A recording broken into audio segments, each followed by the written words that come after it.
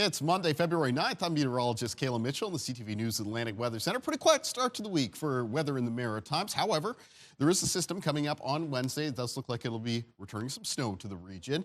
It's a Clipper system, so that's a fast-moving low-pressure system originating from the prairies. It's going to be directed our way by the jet stream, which is set up in a very zonal pattern. It's very west to east, and that's favorable for moving these type of weather systems along fairly quickly. So let's jump forward to the Wednesday outlook, and it does look like it could be a snowy start to the day, at least in western areas of Nova Scotia and the southwest of New Brunswick. Now, as we move from the morning into the afternoon, there'll be some lighter snow spreading to other parts of New Brunswick, approaching Prince Edward Island, eastern areas of Nova Scotia, and some bands of some still somewhat steadier snow coming into western areas of Nova Scotia.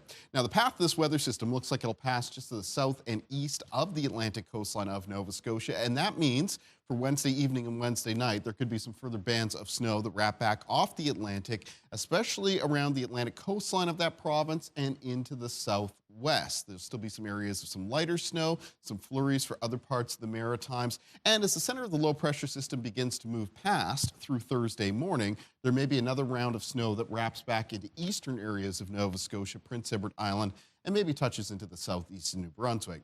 So here's where I'm at as far as the snowfall outlook goes for Wednesday at this point in time. Highest potential of 10 to 20 centimeters of snow around the Atlantic coastline of mainland Nova Scotia and into the southwest of that province. And then 5 to 10 centimeters of snow right now for northern eastern areas of Nova Scotia, parts of Prince Edward Island, maybe around the southeastern corner of New Brunswick. Lower snowfall totals for the remainder of New Brunswick between 0 and 5 centimeters. Now, going back to this past weekend, there were at times indications from forecast models that most of the snow might hold just off the Atlantic coastline of Nova Scotia. So there is still a little bit of uncertainty with this weather system. It is still one that we need to monitor and maybe update on over the next 24 hours or so. And of course, I'll have that here and on ctvnewsatlantic.ca. Let's jump forward though and take a look at our forecast for the remainder of this Monday. There will be some increase in cloudiness today and some areas of flurries developing across parts of Prince Edward Island,